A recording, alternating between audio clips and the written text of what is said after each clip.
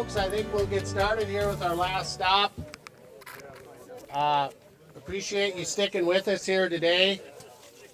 And by all means, take a walk through the corn, take a look.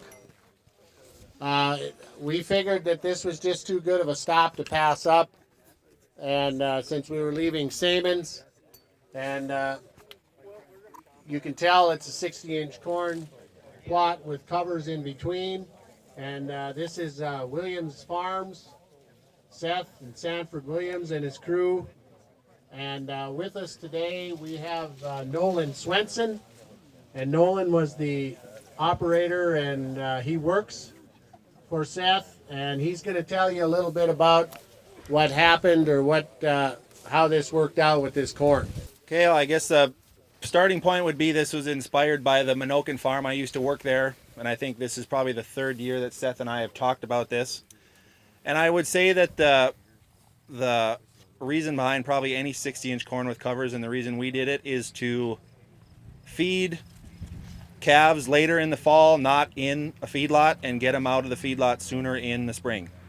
And I would say the reason is probably to get them out of the lot for disease purposes and also money savings. Fairly traditional chopping hay and chopping silage and feeding a TMR with a wagon. But Seth's taken over for his dad, buying his dad out, so he's always trying to figure out where the next generation's going. So I guess that's kind of where it is at. It's probably everybody's story, but I'm not a farmer, so if you ask me a question and I just look at you, it's because I don't know the answer. But Seth sent me some information last night. So this is a hefty seed variety. He said it had a determinate ear, not a flex ear. So I honestly not sure what that means, but it was seeded on May 24th, and then we seeded the cover crop on June 8th. And so most of the rows out here are going north and south in the corn, and then we seeded with the air seeder 90 degrees to that. So we kind of heard maybe to do it at a little bit of an angle to the corn rows, but it was just easier for us to do it the other way. It's fully fertilized with urea and AMS. There's an 8 species cover crop, like 2 different clovers, turnip, radish, Italian ryegrass, millet, and then lentil, and maybe one other thing I'm missing. Soybean. What was that last one, Nolan? Go ahead. Did I? Oh, millet? No. Lentil. Oh, Yeah. Lentil? Yeah. We had a little bit out here. I didn't know what to do. I didn't tell him. And so again, with the cover crop mix, I didn't know what to do, so I called Daryl, and he gave me the Menoken Farms mix. And then I called. Oh yeah. So I called Pulse USA, and I guess what I did is I trimmed it down price-wise, I guess. So I think Daryl, the only thing I really remember is Daryl's mix had quite a bit of cowpea, and soybeans was about 1/10 the cost of cowpea. And like I said, I don't know anything about farming, so those are basically the same plant to me. So more soybean and no cowpea. But still, me and Seth aren't sure what's going to happen with this. He's got silage corn south of the driveway that'll be chopped, so we're not sure if we completely graze this. It'd be hard to recoup the cost of not combining the corn, or if we combine the corn or chop it all. So, but I don't know. Any questions? I don't think I have anything to say, but anything else? But Questions for Nolan? But the reason it looks so good is because we got really timely rain. We got lucky. It's not like we really did anything super great. Last year, this was oats for hay, which is those bales back there. And last year, hayed the oats and then sprayed it and planted a cover crop, and it didn't rain the rest of the year, so that didn't work. My brother-in-law, just 2 miles away, they just kept their oats, and it reseeded and looked really nice, so that was a fail. So this was planted into very poor-looking cereal rye, I guess. I guess it was planted green, but it was kind of ugly. But it definitely has a lot of value. But we're still not sure what's going to happen. So.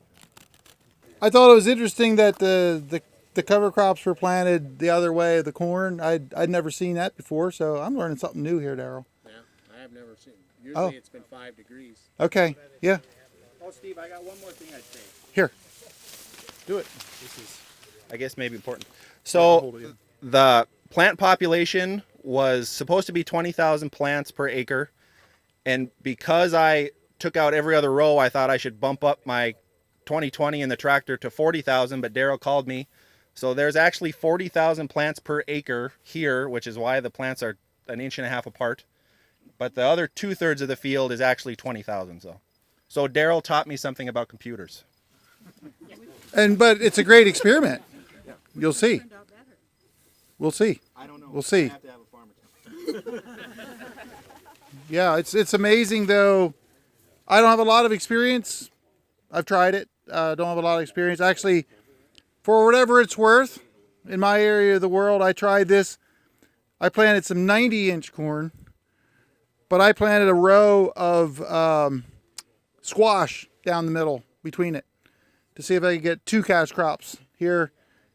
We had some weed control issues there that, and I can tell you why. The cover crop that was there wasn't very good. We may or may not try that again next year, but it was just a very small. It's less than 1/10 of an acre I tried that on. So from what I have known about this concept, if you're going to graze, it's definitely something to consider. But it's pretty novel. But I will say every year I hear more and more people doing it. So what's the guy in Iowa? Bob Recker. Anybody follow Bob? Bob Recker. If you ever see his name, he's done a lot of this. He's coordinated research around the Midwest, and it's fairly impressive, but it can be erratic, the experiences, which is kind of like what you would expect. It's one of those things where probably some of the variables are out of your control, and you'll just have to see it. I certainly wouldn't recommend anybody do whole farm this. We're nowhere near that. But especially if you have cattle and you can run them in here later on, that would be certainly an option. So I don't have much more to say on this. Is there other questions or comments? Blake, you have anything to say on this? Good. Blake, while he's coming, any other questions? I have one for you. All right. When they graze this stuff, are they going to do it from one end, or we're grazing all one solid thing? Do you know? What did he think? How are you going to graze it? You going to fence it off in paddocks or just turn them out? Or I would like to say that we would subdivide it, but it's probably going to be one big thing at a time. there you go. That's a labor issue. So the question was asked to me over the shoulder here in the back row.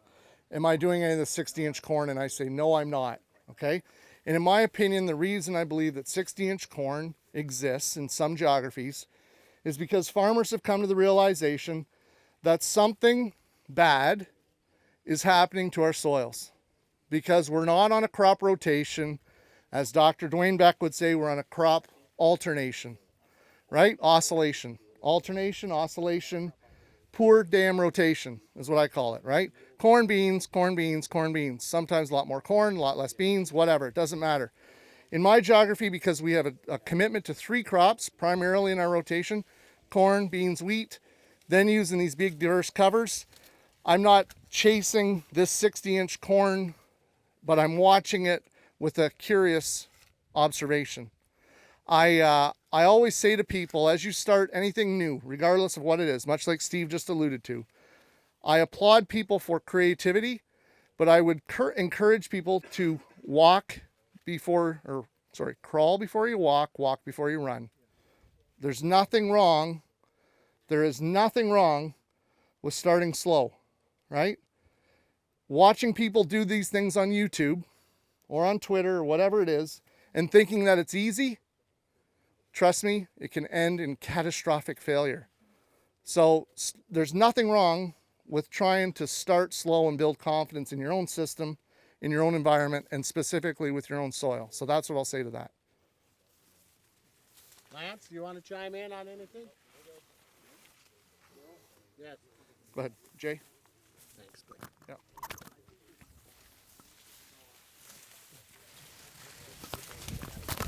So just a couple of observations. One of them is respiration.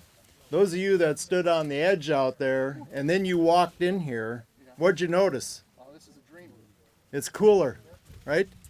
That's why Glenn and I are in here, because we're the old guys. We know it's cooler in here, and so you're outside there. You don't get all the respiration, but in here you do.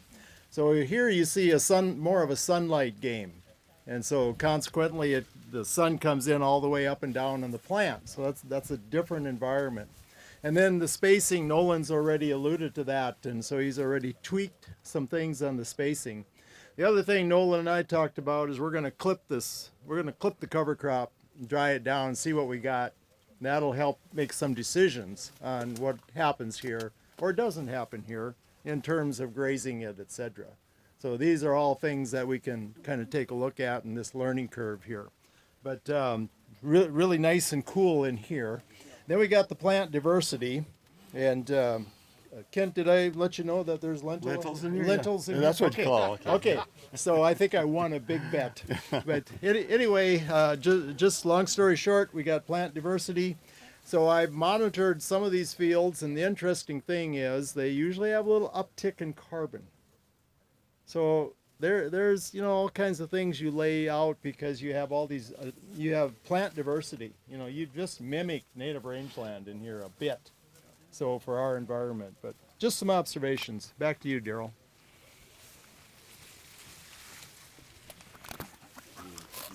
Any other questions, folks? Comments on the 60-inch corn before we head out to the Minokan farm, Blake?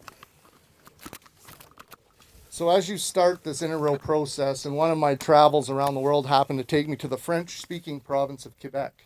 Okay, parlez-vous français, mes amis? Un petit peu? No. Okay, speak a little Deutsch. Okay, thanks, Jay.